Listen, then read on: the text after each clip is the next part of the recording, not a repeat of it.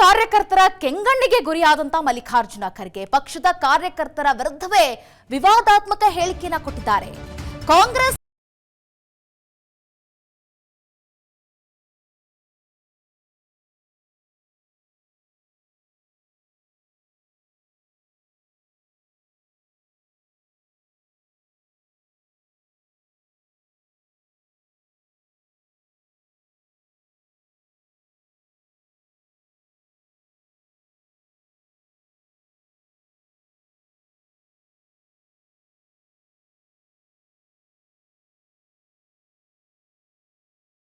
ತೆಗೆದುಕೊಳ್ಳುವುದಿಲ್ಲ ಅಂತ ಹೇಳಿ ಹೇಳಿಕೆಯನ್ನು ಕೊಟ್ಟಿದ್ದಾರೆ. ಈಗ ಈ ಒಂದು ಹೇಳಿಕೆ ವಿವಾದ ಸೃಷ್ಟಿ ಮಾಡಿದೆ. जब आप बाजार में जाते हो, अच्छा एक कुत्ता खरीदना है या किसी प्राणी को लेना है, किसी जानवर को लेना है, तो लोग जानवर के बाजार में जाके सब छानबीन करते हैं. अगर ईमानदार एक प्राणी को भी लेना है तो उसका कान पकड़ के ऐसा ऊपर उठाते हैं. ऊपर उठाने के बाद अगर वो भोगता है तो ठीक है, अगर कुल्फी करता है तो ठीक नहीं, कोई लेता नहीं उसको. तो आप भी सिलेक्शन करते वक्त जो भोगता है, जो लड़ता है, जो आपके साथ रहता है, उसको ले लो, उसको बूथ लेवल कमेटी का एजेंट बनाओ.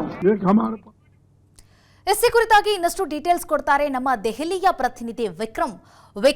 ಈ ಹಿಂದೆ ಎಲ್ಲ ಮಲ್ಲಿಕಾರ್ಜುನ ಖರ್ಗೆ ಅವರು ಮೋದಿ ಅವರಿಗೆ ಚಾಯ್ವಾಲಾ ಮತ್ತೆ ಈ ರೀತಿಯಾದಂಥ ವಿವಾದಾತ್ಮಕ ಹೇಳಿಕೆಗಳನ್ನ ಕೊಡ್ತಿದ್ರು, ಎಡವಟ್ಟನ್ನ ಮಾಡ್ಕೊಳ್ತಾ ಇದ್ರು. ಈಗ ಮತ್ತೆ ಸ್ವಪಕ್ಷದ ಕಾರ್ಯಕರ್ತರಿಗೆ ನಾಯಿಗಳಿಗೆ ಹೋಲಿಸಿ ಮತ್ತೊಂದು ಎಡವಟ್ಟಿನ ಹೇಳಿಕೆಯನ್ನ ಕೊಟ್ರ. ಈಗ ಈ ಒಂದು ಹೇಳಿಕೆ ಬಿಜೆಪಿಯ ಪಾಲಿಗೆ ಅಸ್ತ್ರವಾಯ್ತಾ ಅಂತ? ಈ ರೀತಿಯಾಗಿ ಎಸ್ಪೆಷಲಿ ರಾಜಕಾರಣಿಗಳಿಗೆ ಯಾವುದೇ ರೀತಿಯಂತ ಹೇಳಿಕೆಗಳನ್ನ ಕೊಡುವಂತ ಸಂದರ್ಭದಲ್ಲಿ ಆತುರದಲ್ಲಿ ಹೇಳುವಂತಹ ಅಂಶಗಳನ್ನ ಬಿಟ್ಟು ಬೇರೆ ಬೇರೆ ರೀತಿಯಂತ ಮಾತುಗಳನ್ನ ಆಡುವಂತದ್ದು ಬಹಳಷ್ಟು ಬಾರಿ ಗಮನಿಸಿದೀವಿ. ಅದೇ ರೀತಿಯಲ್ಲಿ ಮಲ್ಲಿಕಾರ್ಜುನ್ ಖರ್ಗೆ ಅವರು ಎಸಿಸಿ ಅಧ್ಯಕ್ಷರು ಕೂಡ ಈ ರೀತಿಯಾಗಿ ಬಹಳ ಬಾರಿ ಮಾತನಾಡಿದ್ದಾರೆ. ಯಾಕಂದ್ರೆ ಸ್ವಪಕ್ಷದ ವಿರುದ್ಧ ಇವತ್ತೇನು ಯಾವುದೇ ರೀತಿಯಂತ ಜಾನುವಾರವನ್ನ ಖರೀದಿ ಮಾಡೋದಾಗಿರ್ಬೋದು, ನಾಯಿಯನ್ನ ಖರೀದಿ ಮಾಡೋದಾದ್ರೆ ಬೊಗಳುವಂತ ನಾಯಿಯನ್ನ, ಬಲಿಷ್ಠವಾಗಿರ್ತಕ್ಕಂಥ ನಾಯಿಯನ್ನ ಖರೀದಿ ಮಾಡ್ತೇವೆ, ಅದಕ್ಕೆ 1000 ಬಾರಿ ಯೋಚನೆ ಮಾಡ್ತೇವೆ. ಅದೇ ರೀತಿಯಲ್ಲಿ ಕಾರ್ಯಕರ್ತರು ನಮ್ಮ ಪಕ್ಷಕ್ಕೆ ಬರಬೇಕು, ಅವ್ರನ್ನ ಸೇರ್ಸ್ಕೊಬೇಕು ಅಂದ್ರೆ ಹೊಡೆದಾಡುವಂತ ಕೆಪಾಸಿಟಿ, ಅಂದ್ರೆ ಬಿಜೆಪಿ ವಿರುದ್ಧ ಹೋರಾಡುವಂತ ಕೆಪಾಸಿಟಿ ಇರುವಂತವ್ರನ್ನ ನಾವು ಪಕ್ಷಕ್ಕೆ ಸೇರ್ಸ್ಕೊಬೇಕೆ ಹೊರತಾಗಿ ಸಾಮಾನ್ಯದವ್ರನ್ನ ಅಲ್ಲ ಅನ್ನೋ ಮಾತನ್ನು ಹೇಳಿರೋದು. ಇವತ್ತು ಕೆಲವೊಂದ್ ಕಡೆ ಇವತ್ತು ಏನು ದೆಹಲಿಯ ರಾಮಲೀಲಾ ಮೈದಾನದಲ್ಲಿ ನ್ಯಾಯ ಸಂಕಲ್ಪ ರ್ಯಾಲಿಯನ್ನು ಆಯೋಜನೆ ಮಾಡಲಾಗಿತ್ತು. ಈ ಒಂದು ರ್ಯಾಲಿಯಲ್ಲಿ ಮಲ್ಲಿಕಾರ್ಜುನ್ ಖರ್ಗೆ ಅವರು ಈ ರೀತಿಯಾಗಿ ಮಾತನಾಡಿದ್ದು ಒಂದ್ ರೀತಿಯಲ್ಲಿ ಬರದಲ್ಲಿ ಮಾತನಾಡಿದ್ರು ಅಥವಾ ಉದ್ದೇಶಪೂರ್ವಕವಾಗಿ ಮಾತನಾಡಿದ್ರು ಅನ್ನೋ ಒಂದು ಸ್ಪಷ್ಟತೆಯನ್ನ ಅವರೇ ಕೊಡ್ಬೇಕು. ಯಾಕಂದ್ರೆ ಇದಕ್ಕಿಂತ ಮುಂಚಿತವಾಗಿ ಮೋದಿ ಅವರ ವಿರುದ್ಧವಾಗಿ ಸಾಕಷ್ಟು ವಾಗ್ದಾಳಿಯನ್ನ ಮಾಡ್ತಾ ಇದ್ರು.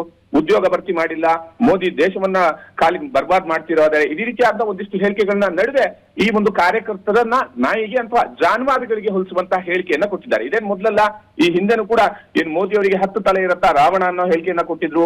ಅದಲ್ಲದೆ ಅಲ್ವಾರ್ನಲ್ಲಿ, ರಾಜಸ್ಥಾನದ ಅಲ್ವಾರ್ನಲ್ಲಿ ಭಾರತ್ ಜೋಡೋ ಯಾತ್ರೆ ನಡೆಯುವಂತ ಸಂದರ್ಭದಲ್ಲಿ ಕಾಂಗ್ರೆಸ್ನವರು ಸ್ವಾತಂತ್ರ್ಯಕ್ಕೋಸ್ಕರ ಹೋರಾಟ ಮಾಡಿದ್ದಾರೆ, ಬಿಜೆಪಿಯ ಯಾವ ನಾಯಿನೂ ಕೂಡ ಸ್ವಾತಂತ್ರ್ಯಕ್ಕೋಸ್ಕರ ಹೋರಾಟ ಮಾಡಿಲ್ಲ ಅನ್ನೋ ಹೇಳಿಕೆಯನ್ನ ಕೊಟ್ಟಿದ್ರು. ಸಾಕಷ್ಟು ವಿವಾದಕ್ಕೆ ಈಡಾಗಿತ್ತು. ಸಂಸತ್ನಲ್ಲೂ ಕೂಡ ಈ ಬಗ್ಗೆ ಸಾಕಷ್ಟು ಚರ್ಚೆ ಆಗಿತ್ತು. ಸೊ ಇದೀಗ ಮತ್ತೊಂದು ಹೇಳಿಕೆಯನ್ನ ಕೊಟ್ಟಿದೆ. ಈಗಾಗಲೇ ಬಿಜೆಪಿ ಕೂಡ ಇದ್ರ ಬಗ್ಗೆ ಟ್ವೀಟ್ ಮಾಡೋದಾಗಿರ್ಬೋದು, ವಾಗ್ದಾಳಿಯನ್ನ ನಡೆಸುವಂತ ಕೆಲಸವನ್ನ ಮಾಡ್ತಾ ಇದೆ.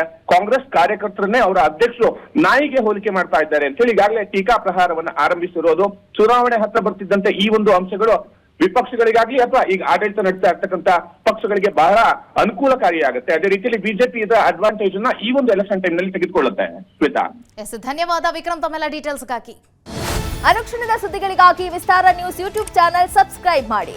ಹೊಸ ಸುದ್ದಿಗಳ ನೋಟಿಫಿಕೇಶನ್ಗಾಗಿ ಬೆಲ್ ಐಕಾನ್ ಕ್ಲಿಕ್ ಮಾಡಿ.